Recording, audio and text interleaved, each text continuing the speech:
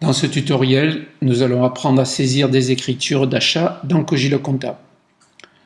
Pour saisir des écritures dans Cogiloconta, vous pouvez choisir le menu Écriture, puis la commande Saisir des écritures. Vous pouvez également saisir au clavier le raccourci Commande E. La fenêtre de saisie des écritures comporte deux parties. À gauche, le plan comptable. À droite, un tableau dans lequel vous allez saisir vos écritures. Examinons d'abord la partie gauche. Le plan comptable permet d'afficher tous vos comptes. C'est bien commode de les avoir constamment sous les yeux lors de la saisie. Vous pouvez y sélectionner en haut les comptes de classe 6 et en bas les comptes fournisseurs de classe 401. Vous disposez de poignées de dimensionnement.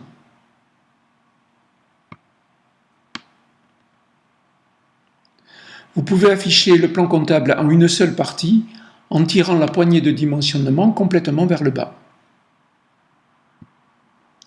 Puis, vous pouvez la tirer à nouveau vers le haut si vous voulez faire apparaître le plan comptable en deux parties. Pour ne plus afficher le plan comptable, vous pouvez cliquer sur le bouton Plan comptable. Pour le faire apparaître à nouveau, vous pouvez cliquer sur ce même bouton. À droite, un menu permet de choisir le journal dans lequel nous allons travailler maintenant.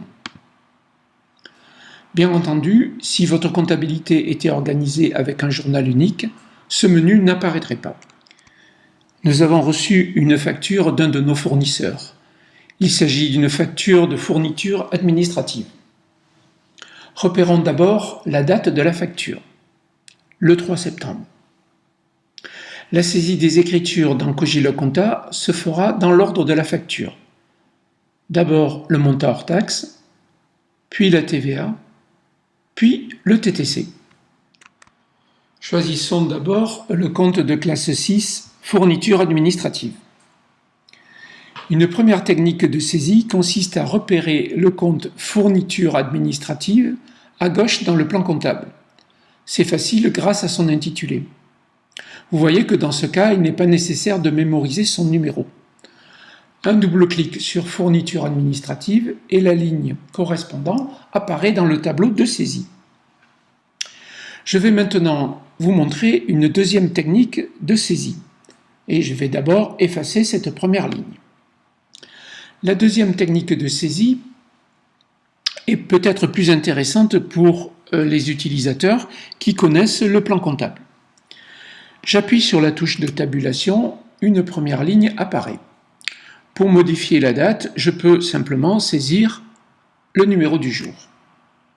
En appuyant sur tabulation, j'arrive dans la colonne des pièces. Celle-ci est saisie automatiquement dans Cogiloconta. En appuyant sur tabulation, j'arrive dans la colonne des comptes.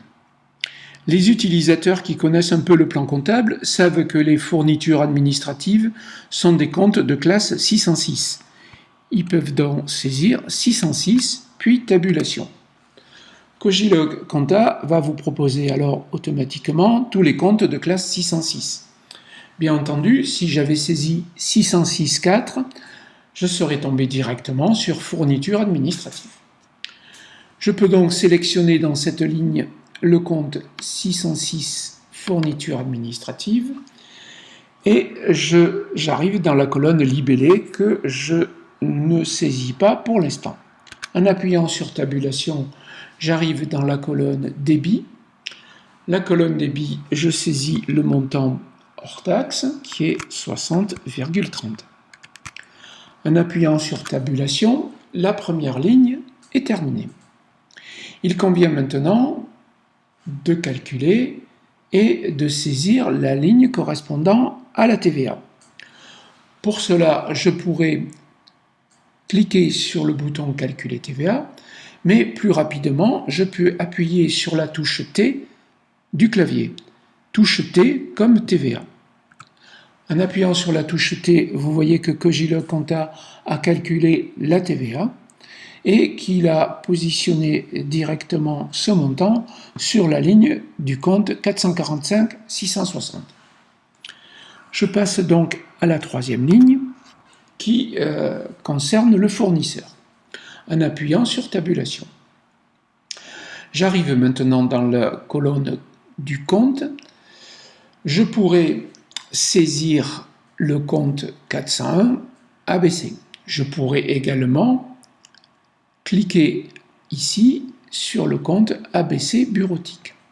Mais une technique plus commode consiste simplement à saisir un mot caractéristique du nom du fournisseur, ici ABC.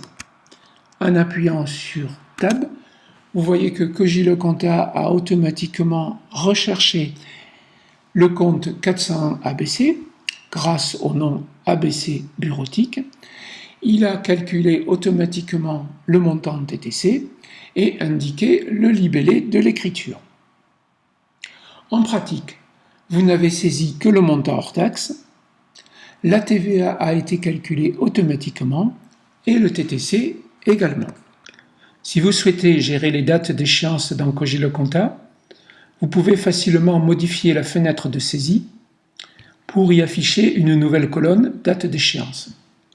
Pour cela, je clique sur le bouton Affichage, je repère la ligne date d'échéance et je coche cette nouvelle ligne. Remarquons au passage que Cogilocompta vous permet d'ajouter des colonnes comme section analytique si vous gérez une comptabilité analytique, référence, information si vous souhaitez enrichir votre saisie avec ces nouvelles colonnes.